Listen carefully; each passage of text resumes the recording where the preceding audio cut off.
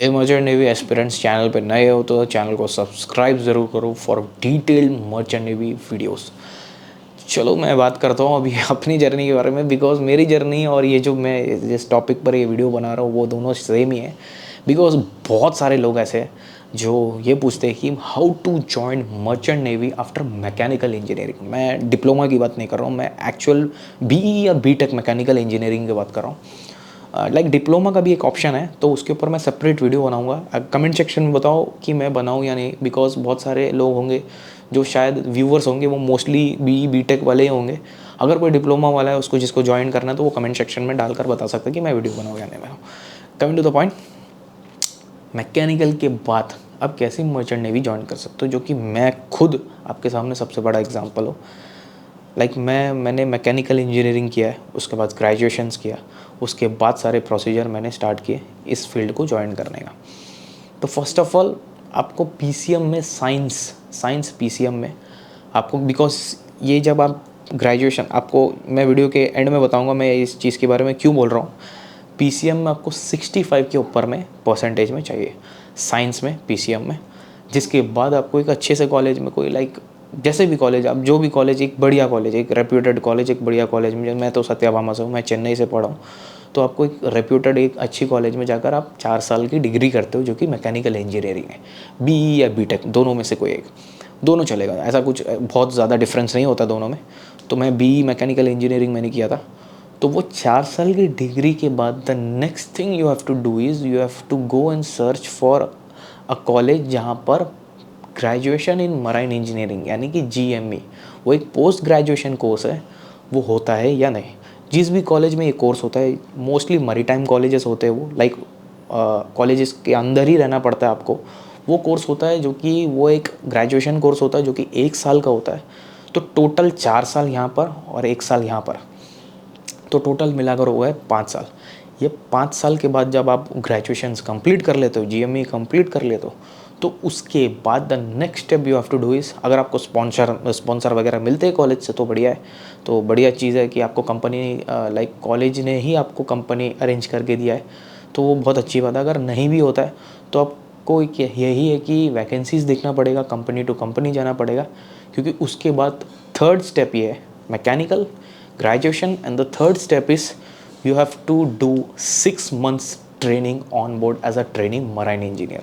भाई जब तक ये चीज़ नहीं होगा तब तक आप फर्दर प्रोसीड नहीं कर सकते हो। तो 6 मंथ्स एज अ टीएमई आपको शिप में रहना पड़ेगा, ट्रेनिंग करना पड़ेगा 6 महीने, मिनिमम 6 महीने होते हैं, एंड मैक्स आप 10 महीने 11 महीने भी कर सकते हो, जिसमें आपको स्टाइपेंड भी मिलता है। मेरे को भी मिला था, मेरा 40,000 समथिंग था, 35 to 40,000 मेरे को स्टाइपेंड्स मिलते थे। तो वो करने के बाद, वो भी होने के बाद, तो ये सारे स्टेजेस क्लियर हो गए। उसके बाद then you are eligible to write a government exam, जो एग्ज़ाम जहाँ पर आप सीनियर ऑफिसर, एक proper senior marine engineer officer बन सकते हो। लेकिन उससे पहले ये 3 स्टेजेस क्लियर होने के बाद आपको गवर्नमेंट कंडक्ट कराती है ये एग्ज़ाम, जो कि class 4 MEO class 4 marine engineer officer class 4 exam, grade 4 होता है जो कि फोर्थ इंजीनियर के लिए होता है। तो वो एग्ज़ाम आपको आपको गो थ्रू करना पड़ेगा वो एग्ज़ाम के, जिसमें कि लाइक 10 पेपर होते हैं, 6 रिटर्न होता है एंड 4 ओरल्स होते हैं। तो ये लाइक एग्ज़ाम्स के ऊपर तो मैं सेपरेट वीडियो बनाऊंगा कि कितने टफ़ है, कितने इजी है, कितने कैसा है, क्या है, बिकॉज मेरा जर्नी बहुत ख़तरनाक था इस एग्ज़ाम्स के साथ। तो ये एग्ज़ाम्स ख़त्म होने के बाद यानी कि स्टेज 4 क्लियर करने के बाद देन आपको एक सीनियर मरीन इंजीनियर ऑफिसर का लाइसेंस, आपके लैंग्वेज में अगर बोलूँ तो लाइसेंस, एक क्लियर लाइसेंस मिलता है, जिसको अपन बोलते हैं सर्टिफिकेट ऑफ कॉम्पिटेंसी COC, जो कि मेरे पास है।